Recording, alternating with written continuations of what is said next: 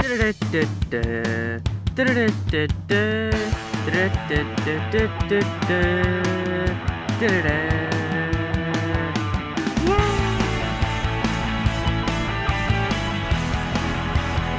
guys, so what is happening? Welcome back to a brand new video, and today I will be giving you my experience of this phone, the iPhone XS. Now if you haven't seen, I've actually made a couple of videos why I switched to the iPhone XS over the S9.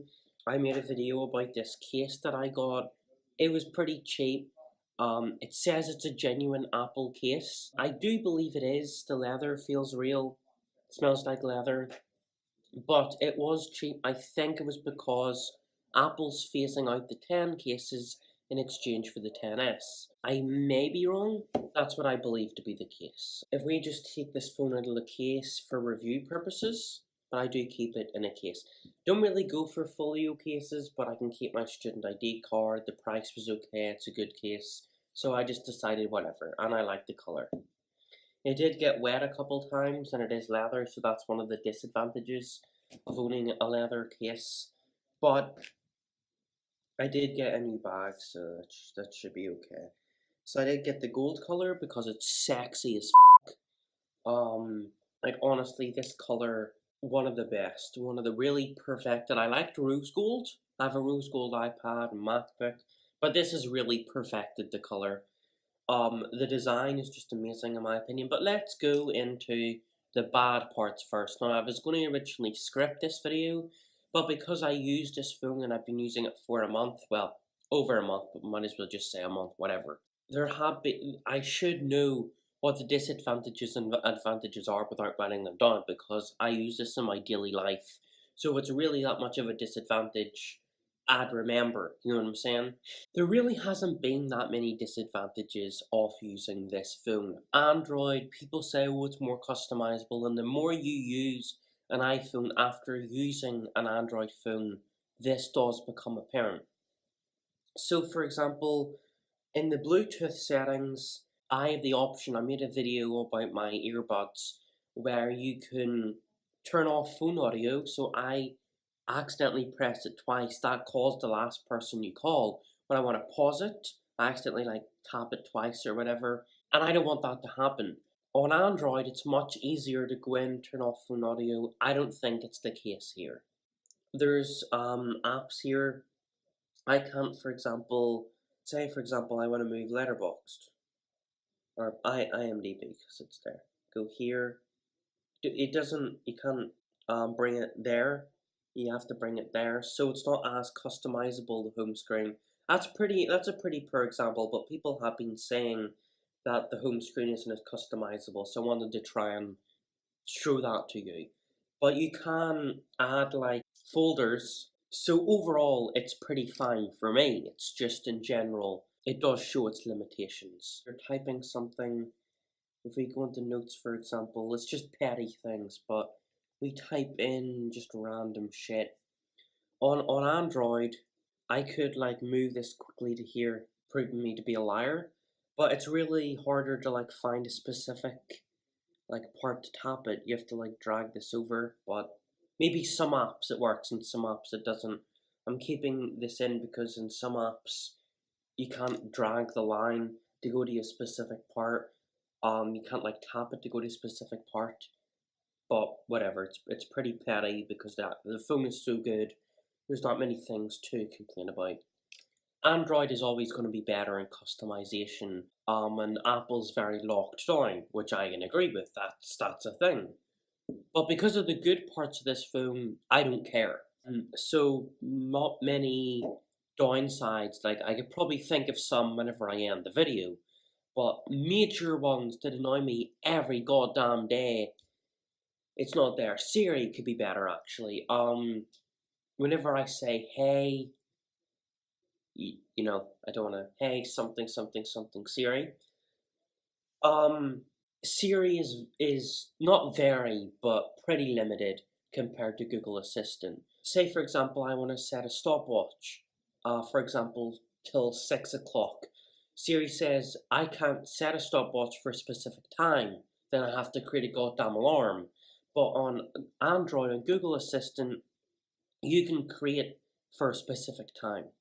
Also, some of the times, Google would be more interactive in what they're saying. They'll be more likely to talk to you, whereas on Siri, she'd just be like, "Let me Google search this answer," and that's I don't want you to say this is what Google found. I want you to tell me what you find, not Google. Not of course you have to use just Siri can be very frustrating at times, but overall it's fine. I can use Siri. It's whatever.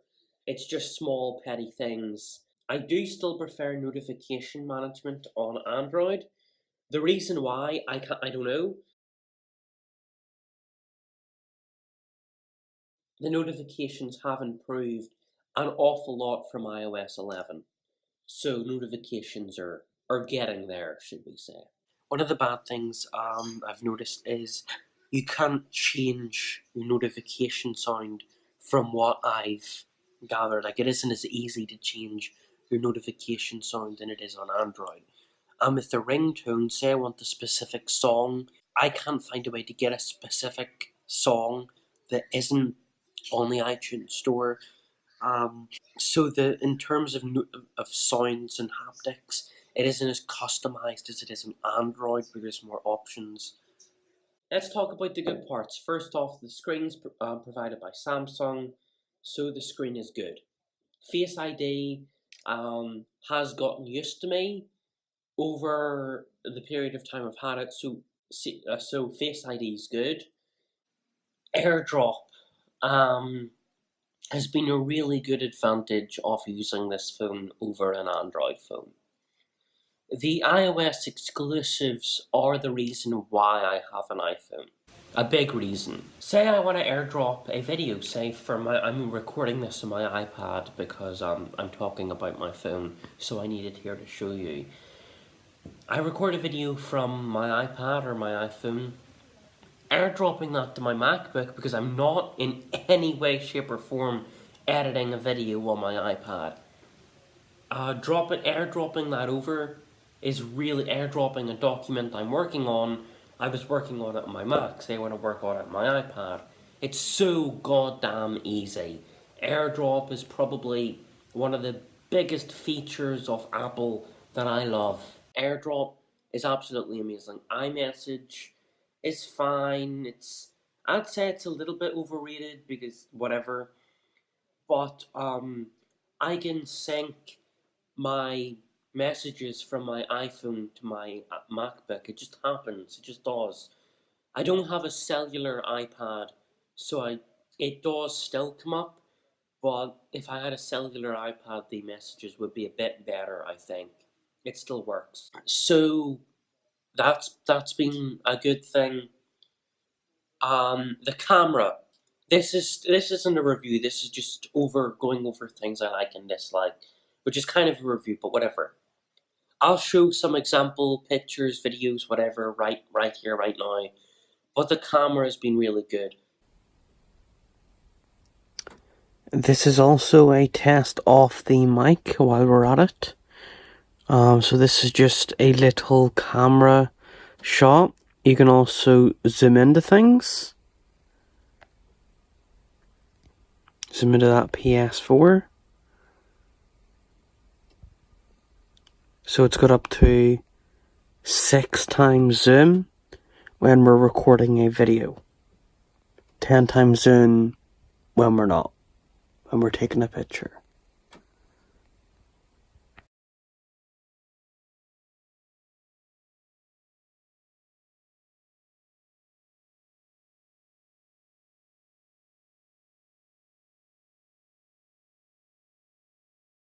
If it was a bit wider, that'll be okay. The front camera, whatever. I honestly don't really care as much as other people might think. Let me just take a selfie right now to show you how wide or how whatever the camera is.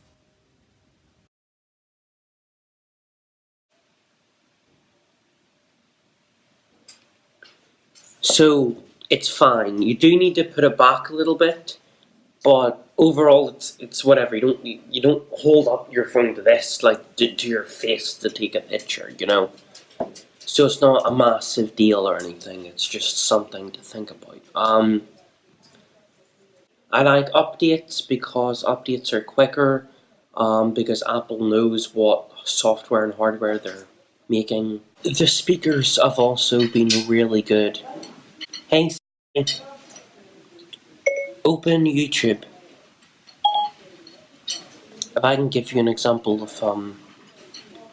some music or whatever, let me go. Smash for the clout, dash, I'm out, bashing for the clout, TT for the clout, oh, hop out, Draco on the couch, So as you can see, the speakers are pretty good. Coming from that side and that side, like the control center, that's actually a pretty nice feature where you can just swipe to change the brightness or the volume, and you hit do not disturb. You can auto rotate, auto lock. Screen mirroring. I may or may not be getting an Apple TV or an Apple Watch for Christmas. I don't know.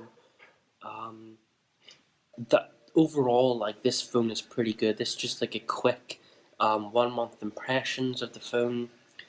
Nothing really much else to say. The build quality feels very good, but I use a case, so that's whatever. It does look genuine. The text looks genuine. I think it could be, but that's just a thing. The leather doesn't stink. It smells alright, but it's just leather, so if you like the smell or not, it just is what it is. Having an iPhone, yes, there's been limitations over Android. The phone itself is just pretty good, and that makes the ecosystem, the AirDrop. Also, I like the App Store. The App Store has improved since the iPhone 4S. It's just quick, you just update, and it updates the app. Obviously, that's how it works, you know. But so far, there's still different options, it's still decent enough. That's a thing. So I do like the layout of the new App Store. There's recommended games and recommended things. The Apple TV does have like games, and like I use the iTunes Store, and you can like AirDrop your or AirPlay your iPad and iPhone. So that's something. Um, yeah, there's different apps recommendations which I do like. The App Store and iTunes. Um, I really do prefer this layout than over on the Google Play Store, and you can get like what I use, not on my phone or my tablet, but this is still iOS. Is different like 99p horror rentals. Some of them are pretty good, some of them are no. But it's just watch them and see for yourself. But so far, apps are fine to use, and the phone itself is pretty good. So far, I'd give it a 8.5 out of 10. There were small things using iOS, like I mentioned before, not being able to customize notification sounds, not being able to customize your home screen as much as on Android, not being able to change like Bluetooth settings, so you can't use phone audio on your thing, so when you double tap it, it doesn't call anyone. Different things like that on iOS. People say iPhones are boring. I'd have to disagree with that because I personally find it fun to use. And the thing with Apple products and why I use them, or one of the reasons why, is because they're fun to use. They get work done, they're productive, and that's why I use them. Being a IT student, PCs are more customizable. You can change different parts, and that's a really big downfall of Apple products. You can't do that. Customer service in terms of fixing products, the Genius bars are really, they overcharge, and I'm not disagreeing with that. There are things that Apple does that I disagree with, but at the end of the day, I don't care. I use their products, they're good, that's all there is. So, good phone. I have a screen protector and a case because it was pretty expensive, so the price is a no-no. But my dad paid for it, so you know. So far, pretty good phone. I like the stainless steel borders. Buttons are pretty clicky and good. So far, if you're thinking about getting the 10s, don't upgrade from the 10. There's not like loads of differences, but if you want the new design, Face ID, you will get used to it. I have at least. Use Touch ID on my iPad. I like Touch ID, but so far I haven't cared as much that Face ID isn't there. The LED notification bar that's on Android, like there's an LED light, it's not here. I didn't miss it as much as I thought I would, but it still should be there. It's not. That's a thing. Wireless charging is fast enough.